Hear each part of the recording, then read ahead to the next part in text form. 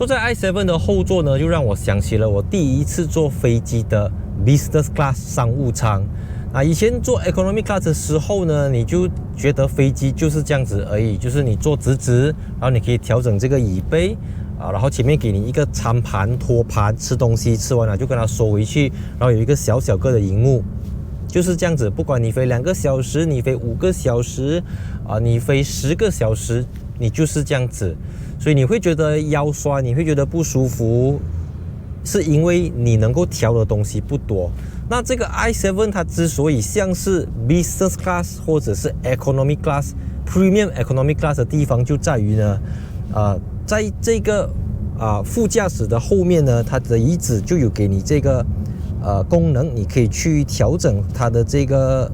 1、2、3、4、5、6、7、8、9、10、11，你有超过10种的按摩椅功能的选项lumbar massage back training random massage 全部都在这边可以调整。所以你这样子长途行驶，你从 JB 去 KL， 从 JB 去槟城，你从 JB 去到汉雅，你从 JB 去到 Bangkok， 你都处于这样子的一个坐姿，对你的身体，对你的腰骨，对你的整个感官享受你会没有这么有负担，就跟你坐 Business Class 一样的。当然我知道你在想什么，我知道你在想什么，怎么不可以平躺呢？ Business Class 是可以平躺 flat 躺下来的嘛？这个问题呢，我之前在做 Rolls-Royce Ghost 跟 Rolls-Royce Phantom 的时候，我有问过他们说，因为根据英国的这个他们的叫什么医疗协会他们不建议在车子里面让乘客平躺我相信不只是对身体健康，我相信跟这个安全也是有关系的，因为你知道车子还是4个轮子在路上走的，所以有时候很多摇晃等等，我觉得躺下来可能在这个 safety 方面不是这么理想啦。所以 i7 它除了能够让你立地之外，它也能够让你顶天，就是这个全景式的玻璃天窗，还有这个从天而降的31.2寸 8K resolution 的荧幕。这个时候你就可以进入一个 Home Theater， 一个移动城堡，一个移动的电影院，一个有4个轮子的 8K resolution 荧幕。把这个东西 fold up， 也是一个按钮，它就全部去上去了。什么是豪华 limousine 的天花板？以前你可能是 Bentley， 可能是 Rolls-Royce， 可能是 Maybach， 可是 i7 它即便它不是一个 Ultra Luxury 的品牌，只是 Luxury 品牌，它已经打破了那个围墙，打破了那个藩篱，突破了这个界限，让到 i7 可以成为很多老板、很多 CEO 的首选。第7代 BMW 7 Series 终于来到马来西亚。BMW Malaysia 提供了纯电动的 i7 和 PHEV 的750e。那 i7 的免税价从729,800块起。那750e 在马来西亚 CKD 本地组装，售价从649,800块起，提供 Pure Excellent 跟 M Sport 的版本。那 M Sport 在马来西亚只有限量48辆，价钱大概在700千左右。那这个 BMW i7 呢，我第一次试驾的时候是在美国 California 的 Palm Springs， 也在美国试驾到了它的这个半自动驾驶的系统等等。那这一次这个 i7 来到了马来西亚，我自己最熟悉的 Right Hand Drive 右舵版本，然后我自己最熟悉的道路驾驶起来跟在美国驾会有什么样的不同？然后马来西亚的 i7 它的设备上跟之前我驾的德国版或者美国版会不会有太多的不同？会不会抽掉很多的 spec 还是怎样子？我们就来看一看。那影片开始之前，我是戴主义，记得 follow 我的 Instagram account，subscribe YouTube channel。Let's go。i7 采用 101.7 kWh 锂离子电池，续航里程 up to 625公里。那750e 就用 22.1 kWh 锂离子电池，续航里程 up to 87公里。然后这个 i7 呢就提供195 kW 的 DC 快充跟11 kW 的 AC。那750e 的话呢就提供7.5 kW 的 AC 慢充，充到满大概3个小时。那这个195 kW 大概通常是30分钟里面就可以到80% 这样子啦。所以这个外观造型相信不用我多做解释，因为我相信你在1年前、8年前看了它的样子，你心里面都有数了，就是很难消化，很难接受。可是我自己看久过后，我反而觉得没有这么奇怪了。就像你去一间房间里面有某种气味，你待了1个小时、1天、2天、1年过后，你习惯了这个气味，你反而不习惯没有这种气味。那 M Sport 版本就有这种黑色的点缀，这个黑色的高光泽黑啊，就好像一个胡须这样子。那 Pure Excellence 就没有掉这个东西，看起来比较 elegant。M Sport 版本的 i7 呢，在车尾这边用了很多的高光泽黑，下面一整片都是 High Gloss Black， 还有这个镜面的镀铬饰条，车尾灯这边也是有，所以整个后车尾的造型就相对的简单。这边有 i7 的 logo， 还有 xDrive 60的名牌，下去有 eDrive 50后轮驱动，这个是4轮驱动，上去还有 M70的版本。所以这个 i7 呢，或者7 Series， 我觉得新一代的车尾造型比较没有这么多人有意见。如果你想要一个双色调的 i7，BMW Malaysia 提供这个附加选项给你，价格从5万块起。第7代 BMW 7 Series 不再提供短轴距版本，标准轴距就是3215个 mm，Mercedes EQS 3210 mm。但是 EQS 采用的是 Fastback 流线型的车体，看起来更加年轻，而7 Series 就用回传统的4门房车、4门sedan车型，看起来更加的沉稳，更加的霸气，更加的像一个总裁。然后轮胎尺寸的话呢，这个第7代的7 Series 从19寸到21寸，所以马来西亚的750E Pure Excellence 是用19寸，那这个 i7 就是用21寸，然后3200多个 mm 的轴距真的是非常的长，它长过市面上很多的7人座 MPV 3排式 SUV， 但是因为 i7 标配了 Integral Active Steering， 就是后轴转向系统，让你在架起来的时候你在 U-turn 在转弯的时候，其实它就好像是一个5 Series 这样子，非常非常的好开，你完全感觉不到这个车子的长度。BMW i7 的原配轮胎是 Bridgestone Turanza 6轮胎，那它是一个适合 PHEV 跟 BEV 的轮胎。相较于上一代的 Turanza 呢，它的这个 Rolling Resistance 降低了4%，因为有 Enlighten 技术，让到轮胎更加的轻量化，所以降低了 Rolling Resistance， 也就能够延长它的 EV Range 续航里程。而且这个轮胎它强调的是它的竞速性，因为相较于其他同级的轮胎，它比它们降低了2个 dB 的这个分贝，是相当安静的一款轮胎。而且它非常重视 Wet Performance， 在干地刹车、湿地刹车、湿地过弯表现都比同级的轮胎还要来的优秀。所以目前在马来西亚，你要拿到这个Turanza 6轮胎最新的轮胎，只有在 BMW i7 才会原配搭载这款轮胎。第7代7 Series 多了一项非常重要的功能，这个功能拉近了 BMW 和 Rolls-Royce 之间的距离，就是自动关闭的车门。在以前，你要伸手去关你的这个 door handle 才很远，然后有时候你又穿着西装，踩着 slim fit， 你知道吗？很不方便。但现在你不需要这么狼狈，你只需要按着这个 button， 它就会自动给你关，很大力，好像你朋友生气甩你的门这样，bam一声这样子，这样大力。你可以透过这个 button， 或者踩着这个 brake pedal， 它的车门就会缓缓的收紧。这是一个 soft close door。另外你还可以在荧幕这一边一键全开，或者是一键全关。然后现在车门开启的幅度非常的宽，所以不是你这样子就拉得到的。我们再按多一次 ，OK。所以作为一个7 Series， 作为一个旗舰型的车款，它里面用的所有东西都是1等1，就是最顶配了的。所以以往我们在马来西亚看到的3 Series、5 Series 用的可能是 Dakota Leather、Vernasca Leather、Napa Leather， 但7 Series 标配的是 Merino Leather。所以这个 Merino Leather 呢，这一款就采用了这个橘色，有点 brown color 这样子的颜色，我觉得非常的好看。那我上一次做到 Merino Leather 应该是在 X Series 上面的，所以Merino Leather 它相较于 Dakota 跟 Vernasca， 它做起来很 soft， 包覆感非常的好，非常的舒服。它不是差一点点，它是差很多那一种，所以 Merino Leather 完全就是 BMW 就应该要用 Merino Leather。Merino Leather 由最优质的牛皮制成，在制造过程中不使用人造染料和涂层，是质感最自然的皮革。因为没有 protective coating 需要非常细心的照顾，保养难度比较高。BMW Malaysia 为 i7 提供了 Tartufo 松露色、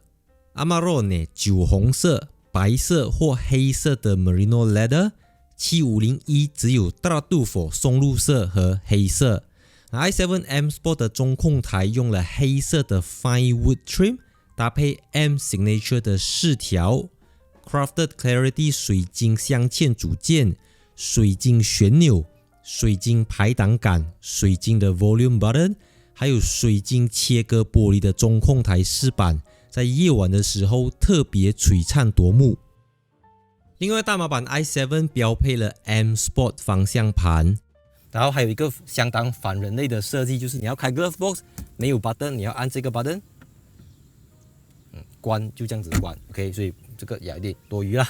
所以冷气的话就只有 Max 跟 Rear 在这边，然后所有东西都要透过这个荧幕来调整。那讲到荧幕跟方向盘，这个就不是 i7 的新创了，因为我们最早已经在 iX 上面看到这个14寸的 Curve Display，Wireless Android Auto、Wireless Apple CarPlay， 然后可以投影在 Google Map， 可以投影在你的 12.3 寸的电子仪表板里面。当然有一个重点就是现在这个 i7 它是标配了17个 speakers 655瓦的 Bowers and Wilkins 音响，而不是之前的那个 Harman Kardon 音响。当然这个17个 speakers 的 Bowers Wilkins 还不是最顶最顶配那个是有超过30个 speaker 的 Diamond 4D 音响系统。设备方面你要插着手机无线充电器，然后它有这个因为它是用 Air Suspension， 所以你可以去调高车子的这个车身，你按下这个 button，它就会自己去跟你 adjust。不过我开着车门，它不可以做啦。所以整体上我觉得它非常非常的好看。我个人会比较 prefer 这个多过 EQS 啦。但讲回来 ，7 Series 也好 ，EQS 也好，它更多的重点是在于后面的老板要怎样照顾好它，这个才是重点。那注意i7 虽然是一个纯电动车，但是它不像 iX 这样子，后面地板是平整的，它中间还是会有一个凸起来的地方，所以我们就坐进来 ，OK， 就是把这个门关掉，它同样有这个自动关闭的功能。那 i7 或者7 Series 最大的重点就是头上这个东西，举头三尺有电视机，这个真的是电视机了。所以你在这边可以选择My Mode， 就是懒人模式啦。你一键按下去 Theater Mode，Sunblind 前面后面自动升起来，然后这个31寸 8K Resolution， 32:9的荧幕就从天而降，搭配这个 Bowers and Wilkins 的音响，所以这一块荧幕呢，它可以 touchscreen 你可以自己去 touchscreen 调整它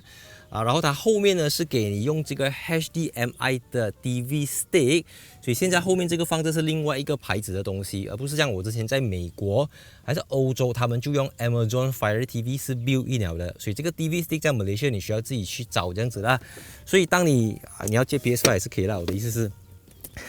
所以这边有一个杯架，它还可以再往前延伸，打开过后，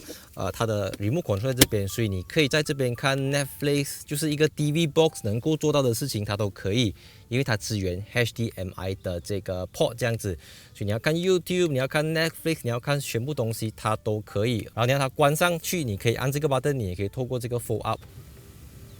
它就会回到原位这样子。当然，这个7 Series 我觉得它的重点就不是在于这个地方，而是在因为这个是 driver side 的后面，那在这个位置呢，你就可以让整个椅子去延伸，因为它可以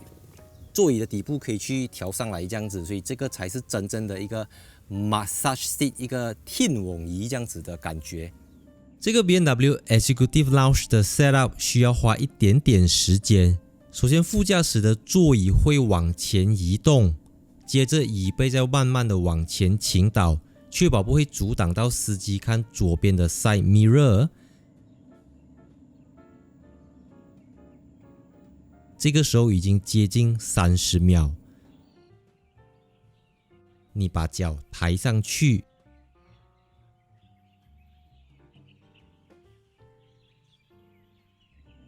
大概多一个5秒钟就会大功告成。后面还有这个非常松软的这个头枕 headrest 在这边，然后你要靠在这边等等，完全就是一个非常非常适合长途乘坐的BMW 房车这样子呀，它是最阿大小，没有 Nice Series 了。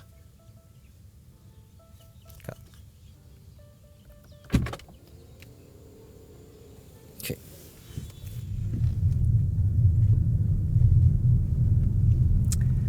我这样说你可能不会相信啊 ，BMW i7 是我开过最好开的 BMW 电动车，真的很好开。那 iX 呢，虽然动力很强大，然后车子的块头很大，空间很宽敞等等，但因为是一个 SUV 的车身高度，所以整个 body roll 整个驾驶感会输一点点，就它没有这么 BMW 啦。那 i4 可以算是最好了的，但 i4 又是怎么讲？空间上后面乘坐起来不舒服，然后车子没有那么舒服，比较弹跳一点。所以 i7 呢，我不确定 i5 啦，等到我试驾我才知道。那目前 i7 真的是非常非常的好开，它有544个 PS，745个牛车米的，0到100大概4.7秒。可是这些东西你可以揉成一团丢掉，你们根本不用看这些东西，也不重要，真的是不重要。电动车只要有400个牛车米的 Instant Torque 都会不会了哈，700多牛车米的。然后你也不需要去试，不用，你知道的，你知道你银行里面有这么多钱，你不用拿一个公司包提着现金在路上走的，你不需要，你要用到你才转账嘛，你不用拿出来给他看的。所以我觉得它最难能可贵的不是在于它给好像飞机 take off 的那一种冲刺感，不是，它很难能可贵的就是它的车身重量从2715公斤起，重点是这个 i7 它驾起来太过 smooth 了，高速很 smooth 很 sharp， 这个不是什么很稀奇古怪的事情。可是在低速慢慢驾，你的 steering 摆左摆右， My God， 它安静到它舒服到一个程度，是你会不敢相信自己在开着一个7 Series。 你看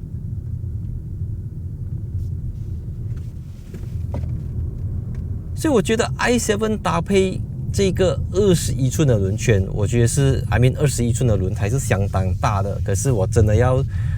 再次强调，这个是全马来西亚第一个采用 Bridgestone Turanza 6 Enlighten 轮胎的车子，它真的很安静。这个轮胎每一台电动车都会放大这个胎噪声，跑不掉的，因为你没有引擎，没有 exhaust pipe 去 cover 它，所以每一台电动车的影片大家看了，怎么那个路噪声那么吵？不是它吵，是因为它平均掉了，它没有别的东西去 cover 掉它，所以你会觉得它很吵。可是以这个程度来讲，它真的是非常非常的安静。当然你知道吗？你驾一辆 BMW， 你还是能够去玩它的这些 mode， 特别像你要去 Sport Mode，right？ 所以当你在 Sport Mode 的时候呢，你可以调整的东西就变得更多彩。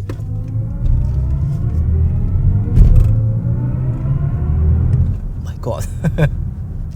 那个强大的 G-Force 会把你整个人往后拉这样子，所以你做多几次这种什么 launch control， 你就会有一点 car sick 了，这个不是开玩笑的，你不好轻易去玩这个东西，你只要轻轻的。Oh my God， Yep， enough is enough， 不用再玩这个东西啊！我们一直在讲这个动力加速没有用的 ，OK？ 因为你是7 Series，OK？ 你要甩尾，你去加你的 M3、M4、M5 就好了，它不是给你这样来玩的。所以当你在很激烈的 Sport 模式你过弯的时候 ，OK， 踩。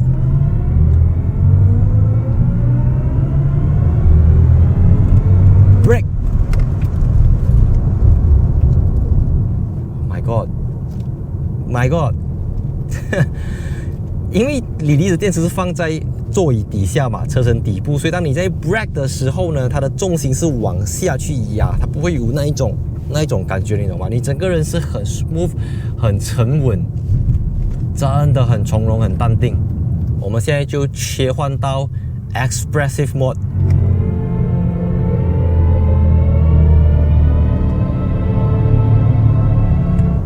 Iconic South Electric 真的是百听不厌。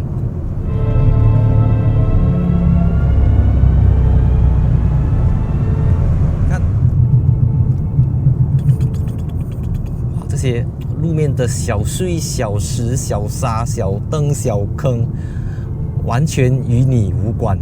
所以，因为 EV 的轮胎它必须要能够具有这个 low rolling resistance 的特性，因为它会很影响你驾驶体验的。你驾它300-400公里，如果你的噪音多1个分贝，多2个分贝，你就要忍受3个小时的多2个分贝。所以这个BMW i7 呢，它现在的售价是从729,800块起，它没有对手啦，因为 EQS，像我之前驾 EQS 450 Plus，或者我驾 EQS 500的时候，我都有说了 ，EQS 的。它很好，它很快，它很好看，它有 Hyper Screen， 但是EQS 它有一种太过冲动、太过激进了。我指的不只是外形它连驾驶起来，你每一次在踩刹车、在踩的时候，它太过冲了。它怎么讲？它就是太过年轻了。我觉得7 Series 它不应该这么年轻啦，它应该要有一点沧桑，它应该要有一点历练，它应该要有一点成熟，它应该要多一点稳重的感觉 ，which is 我觉得 i7 在这一点做到非常非常的好。我觉得 i7 的这个 Two Exhaust Air Suspension 真的是非常的好，因为电动车你超过2500公斤过后，你很难再用普通的 suspension 了，你一定要去到 air suspension， 因为你只有 air suspension 你才能够去承受这个车重，不简单真的，因为你一个悬挂要搭焊1500公斤，跟你一个悬挂要搭焊2500公斤，都1000公斤，这不是一件容易做的事情来的。所以很多可能功夫底子没有这么好，功夫不到家的车厂，他就会弄到一塌糊涂直路哇很快到没有朋友，快到飞去外太空了。可是一进去 corner 你就要 slow down， 然后出弯的时候你也要小心翼翼的去control 车子，不要让它打滑，不要让它 top steer， 不要让它 under steer 等等。我觉得7 Series 在 i7 在这个份上做到非常非常的精湛，无功了得。因为我之前已经在美国试驾过了这个 4.4 litre V8 Twin Turbo 的 G70 7 Series， 那是在 California， 也是在 California 试驾，所以我已经驾过。因为现在的7 Series 它没有 2.0 litre 四气缸，它也没有这个 6.0 还是 6.5 litre 的 V12 Twin Turbo， 没有，它只有这个3.0 litre L6 或者 4.4 litre V8 或者这个 BEV。降罢了，就整体的无论是顺畅度、加速感、爆发力等等，那一个4.4 litre V8只有一个地方赢过它，就是 cornering， 因为车子轻了很多百公斤，不是轻一点点吧。它重新定义了什么叫好的豪车、好的豪华型房车、好的电动型豪华房车。i7 is the best。在这边要恭喜 BMW i7 获得了2022-2023 Car Plus Dog Editor Choice Luxury Car of the Year。那它获得了 Luxury Car of the Year， 这边并没有把它标注为是 EV of the Year 还是 Performance EV， 因为 i7 具备了所有 Luxury Car 应该要具备的东西：安静。少了6气缸引擎，少了8气缸引擎的干扰，车厢里面非常安静，再搭配一个 Bridgestone Turanza 6的静音轮胎，